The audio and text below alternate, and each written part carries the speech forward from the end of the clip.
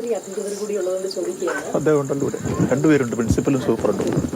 ശരിക്കും ഈ രോഗികൾ ഉൾപ്പെടെ ശുചിമുറികൾ ഉപയോഗിച്ചിരുന്നു, ആ പഴയ ഘട്ടത്തിൽ ഉപയോഗിച്ചിരുന്നു. അതെന്തുകൊണ്ടാണ് നിങ്ങൾ അറിയാതെ പോയത്? അറിയാതെ പോയിട്ടില്ല. അത് ആശുപത്രിയിലെ ആ താഴത്തെ 2 നിലകളിൽ അതിൻ്റെ പുതിയ ഫണ്ടുകൾ ഇന്നാണ് നമ്മൾ PWDക്കാരുമായിട്ട് വിശദമായിട്ട് സംസാരിക്കുന്നത്. ഇന്നലത്തെ ഒരു സാഹചര്യം നിങ്ങൾക്ക് അറിയാവുന്നതാണ്. നമ്മൾ വിശദമായിട്ട് അതിൻ്റെ പേപ്പറുകളെല്ലാം പരിശോധിക്കുമ്പോൾ താഴത്തെ 2 കുളിമുറികൾ, ആ ശുചിമുറികൾ റിപ്പയർ ചെയ്യേണ്ട സമയത്ത് അവർ തന്നെ നോക്കുമ്പോൾ ആ ഭിത്തികളിൽ ഇടിച്ച് പ്ലാസ്റ്ററിങ് കളഞ്ഞ് ടൈല് മാറ്റി അതിലൊരു പണി നടത്തുന്നത് മോശമാണെന്ന് പറഞ്ഞുകൊണ്ടാണ് അവർ അപ്പുറത്ത് പുതിയ ശുചിമുറികൾ പണിയുകയും ഇത് പൂട്ടി, അത് പണിത് കഴിഞ്ഞിട്ടാണ് ഇത് പൂട്ടുന്നത്. ഓക്കെ. പിന്നെ ഈ ഒരു ബിൽഡിങ്ങിന് മൊത്തമായിട്ട് ഒരു ബലക്ഷയമുണ്ട്, ഇത് പരിശോധിക്കണം. 3 പരിശോധന ഇതൊരിക്കലും ഇവാക്യുവേറ്റ് ചെയ്യണമെന്ന് പറഞ്ഞിട്ടില്ല. ഈ കുളിമുറിക്ക് പ്രത്യേകമായിട്ട് മറ്റ് ബിൽഡിങ്ങുമായിട്ട് കമ്പയർ ചെയ്യുമ്പോൾ ഈ കുളിമുറിക്ക് പ്രത്യേകമായിട്ട് ബലക്ഷയമുണ്ടെന്നും അത് മാത്രം ഉപയോഗിക്കരുതെന്നും എങ്ങും റിപ്പോർട്ടുകളില്ല. അപ്പോൾ നമ്മൾ ഇതിൻ്റെ താഴത്തെ ഭാഗത്തെ പണികൾ നടക്കുന്ന സമയത്താണ് ഇതിനെക്കുറിച്ച് പഠിക്കുക. അതിൻ്റെ ആ വെള്ളം ഒന്ന് വലിയാൻ വേണ്ടിയിട്ടാണ് അന്ന് താൽക്കാലികമായി അടച്ചിടുകയും പിന്നെ അത് കഴിഞ്ഞ് താൽക്കാലികമായിട്ട് അടച്ചിടുകയും പിന്നീട് അതിനുശേഷം ഇത് നമ്മൾ പിന്നീട് ഈ രോഗികളുടെ ബുദ്ധിമുട്ടും വിഷമതകളും, അതായത് അവർ വേറൊരു വാർഡിലേക്ക് ആളിനെ ചുമന്നുകൊണ്ട് അല്ലെങ്കിൽ ട്രോളിയിലും വീൽ ചെയറിൽ ഷിഫ്റ്റ് ചെയ്ത് കണ്ട് മനസ്സിലാക്കിക്കൊണ്ട് താൽക്കാലികമായിട്ടത് തുറന്നു കൊടുക്കുകയായിരുന്നു. അത് ഇന്ന് PWDക്കാരത് വിശദമായിട്ട് പരിശോധിക്കുകയുണ്ടായി. അതിൻ്റെ പഴയ എല്ലാ ഇതും പരിശോധിക്കുകയുണ്ടായി. അത് അങ്ങനെ ആ ഒരു പ്രത്യേക കുളിമുറിക്ക് മാത്രമായിട്ട് ഇങ്ങനെ ഒരു അപകടാവസ്ഥ ഉള്ളതായിട്ട് എങ്ങും റിപ്പോർട്ട് ചെയ്തിട്ടില്ല.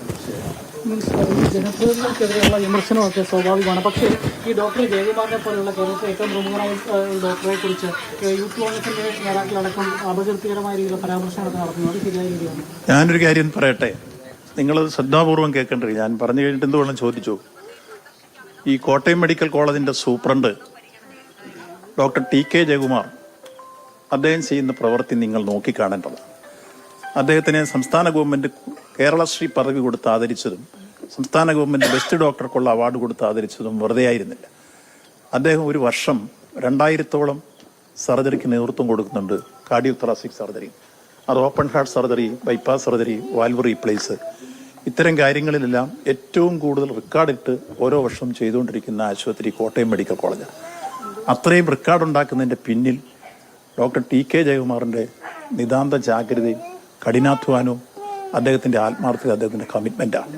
അദ്ദേഹം ഏത് കാലഘട്ടത്തിലും, കോവിഡ് കാലഘട്ടത്തിൽ പോലും, ഞാൻ ഒരു കാര്യം പറയട്ടെ, കോവിഡ് കാലഘട്ടത്തിൽ എന്നും ഭക്ഷണം കൊടുക്കാൻ എടുത്തിക്കൊണ്ടിരുന്ന ഒരു എളിയ പൊതുപ്രവർത്തകനാണ്. ഞങ്ങൾ ആ കാലഘട്ടത്തിൽ ലോക്ക്ഡൗൺ പ്രഖ്യാപിച്ചപ്പോൾ അദ്ദേഹം പറഞ്ഞിട്ടാണ് ഒരു 15,65,000 പേർക്ക് 2 വർഷം ഞങ്ങൾ കോവിഡ് കാലത്ത് ഭക്ഷണം കൊടുത്തിട്ടുണ്ട്, രോഗികൾക്ക് സൗജന്യമായി.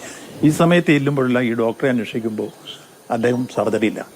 ആ കാലത്ത് കേരളത്തിലെ പല മെഡിക്കൽ കോളേജും അടച്ചിട്ടു തിയേറ്റർ. പക്ഷേ മംഗലാപുരത്തു നിന്നും മധുരയിൽ നിന്നും വന്ന രോഗികളെ പോലും അന്ന് രാത്രി മെനക്കെട്ട് നിന്ന് സർജറി നടത്തിയിട്ട് എനിക്കറിയാം.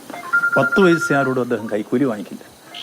ആർക്കും ഒരാക്ഷേപമില്ല. കയ്യിൽ നിന്ന് ശമ്പളം എടുത്തിട്ട് ചില രോഗികളെ അദ്ദേഹം രക്ഷപ്പെടുത്തുന്നുണ്ട്. ഞാൻ മറ്റ് 2-3 കാര്യം കൂടി സാക്ഷ്യപ്പെടുന്നു. ഒന്ന്, നമ്മുടെ ഗവൺമെൻറ് മെഡിക്കൽ കോളേജിൽ 10 ഹാർട്ട് ട്രാൻസ്പ്ലാന്റേഷൻ നടത്തിയ ഏക മെഡിക്കൽ കോളേജ് കോട്ടയം മെഡിക്കൽ കോളേജാണ്. 2, ഏറ്റവും കൂടുതൽ ഓപ്പൺ ഹാർട്ട് സർജറിയും വാൽവ് റീപ്ലേസും ബൈപ്പാസ് സർജറിയും നടത്തുന്ന മെഡിക്കൽ കോളേജ് കോട്ടയം മെഡിക്കൽ കോളേജാണ്.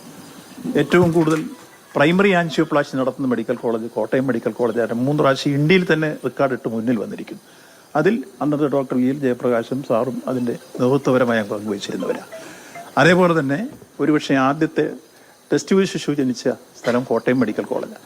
ആദ്യത്തെ ഡ്രോമ ICയിലെ 1000-ൽ പരം കീഹോൾ സർജറി നടന്ന ആദ്യം കോട്ടയം മെഡിക്കൽ കോളേജാണ്. ആദ്യത്തെ ലിവർ ട്രാൻസ്പ്ലാന്റേഷൻ നടത്തുന്ന medical college Kottayam medical college. ഇപ്പോൾ 7 ലിവർ ട്രാൻസ്പ്ലാന്റേഷൻ നടന്നിരിക്കും. ഇങ്ങനെ പാവപ്പെട്ടവന് 10, 40, 50 ലക്ഷം ചെലവിടേണ്ടി വരുന്ന ഈ വലിയ ശുശ്രൂഷകൾ ചുരുങ്ങിയ പൈസയ്ക്ക് ചെയ്തു കൊടുത്ത് ഈ മെഡിക്കൽ കോളേജിനെ ഈ നിലയിലേക്ക് ഉയർത്തിക്കൊണ്ടുവരുന്ന ഏറ്റവും സത്യസന്ധനായ ആത്മാർത്ഥതയുള്ള 100%, അത് 24, ചിലപ്പോൾ 2-3 മണിക്കൂർ ചിലപ്പോഴൊക്കെ ഉറങ്ങാവുള്ളൂ. നമ്മൾ രോഗിയുടെ കാര്യം വല്ലയിടത്ത് നോക്കാൻ വിളിച്ച് പറഞ്ഞാൽ ഓപ്പറേഷൻ ചെയ്തുകൊണ്ടിരിക്കും, ഫോൺ എടുത്തിട്ട് കാര്യങ്ങൾ തിരിച്ച് സംസാരിക്കും. രോഗിയെ ഓപ്പറേറ്റ് ചെയ്ത് കഴിഞ്ഞാൽ ആ രോഗി ബോധം വീണിട്ട് അദ്ദേഹം ആശുപത്രിയിൽ നിന്ന് പോകും. ഇങ്ങനെയുള്ളൊരു ഡോക്ടറെ കുറിച്ച് അത്തരം ആക്ഷേപങ്ങൾ വിളിച്ചു പറയാൻ ഈ പറയുന്നവരുടെ സ്വഭാവവും ആ സംഘടനയുടെ ശീലവുമായിരിക്കാം. ഒരിക്കലും നമുക്ക് ഇദ്ദേഹത്തെ അറിയാവുന്നവരും പൊതുസമൂഹം ഒരിക്കലും അംഗീകരിക്കുന്നത്. ഇപ്പോൾ ഇദ്ദേഹത്തെക്കുറിച്ച് എന്തെങ്കിലും അനാവശ്യം പറഞ്ഞാൽ ദൈവതുല്യമായി അങ്ങേരെ കാണുന്ന ഒരു സമൂഹം ഈ നാട്ടിലുണ്ട്. അത്രത്തോളം ആളുകളെ രക്ഷപ്പെടുത്തിയ ആളാണ് ഡോക്ടർ TK ജയകുമാർ. ഞാനിത് വെറുതെ പറയുന്നില്ല, ഞാൻ സാക്ഷിയാണ് പലപ്പോഴും. അങ്ങനെയുള്ള ഡോക്ടറെ കുറിച്ച് ഞാൻ ആവശ്യം പറയാമോ? അങ്ങനെ ആരെക്കുറിച്ച് ഒരു അനാവശ്യം പറയില്ല. ഇതൊക്കെ പറയുന്ന ആ സംഘടനയെക്കുറിച്ച് പോലും അദ്ദേഹം അനാവശ്യം പറയില്ല. ഞങ്ങളൊക്കെ പിന്നെ രാഷ്ട്രീയ പ്രവർത്തകരുടെ ഭാഗമായിട്ട് ഇത് പറയുന്നുണ്ട്. പക്ഷേ അദ്ദേഹം ആരെക്കുറിച്ചും അനാവശ്യം പറയില്ല. നിങ്ങളങ്ങനോട് സംസാരിച്ച് നോക്കും. എത്ര സൗമ്യ ഭാഷയിലാണ് കാര്യങ്ങൾ. ഏറ്റവും വിനയാന്വിതനായി നിന്നിട്ട് ഒരഹന്തയില്ലാതെ അങ്ങനെയുടെ ഒരു അപ്പോയിൻമെൻറ്റിന് വേണ്ടി കാത്തു നിൽക്കുന്ന എത്രയോ ആളുകളുണ്ട്. അങ്ങനെയുള്ള ഒരു നല്ല നിലയിൽ നന്മ നിറഞ്ഞ പ്രവർത്തനങ്ങൾ മാത്രം ചെയ്യുന്ന ഒരു ഡോക്ടർ അങ്ങനെക്കുറിച്ച് ഞാൻ ആവശ്യം പറയാമോ? അങ്ങനെ ഒരിക്കലും ആരെക്കുറിച്ച് ഒരാക്ഷേപം പറഞ്ഞ് ആരെയും കളങ്കപ്പെടുത്താൻ വരുന്ന ആളല്ല. അപ്പോൾ ചില ആളുകൾ അദ്ദേഹത്തെക്കുറിച്ച് പറഞ്ഞ ചില വാക്കുകളൊക്കെ ഞാനും കേൾക്കാം. എനിക്ക് കേട്ടപ്പോൾ വല്ലാത്ത ഫീലിങ്സ് തോന്നി. നമുക്കൊക്കെ എന്ത് വേണമെങ്കിലും കേൾക്കാൻ ബാധ്യസ്ഥരാണ്. പക്ഷേ ഇത്രയും സൽക്കർമ്മങ്ങൾ ചെയ്യുന്ന ഒരു മനുഷ്യൻ ആക്ഷേപം കേൾക്കേണ്ടതുണ്ടോ? ആകെ വേണമെങ്കിൽ പ്രൈവറ്റിലേക്ക് പോയാൽ അദ്ദേഹത്തിന് കോടികൾ കൊടുത്ത് കൊത്തിയെടുത്തുകൊണ്ട് പോകാൻ പ്രൈവറ്റ് ആശുപത്രിക്കാരെ നീക്കി അങ്ങനെ ഇപ്പോൾ ഒരു ഡോക്ടറെ കിട്ടും.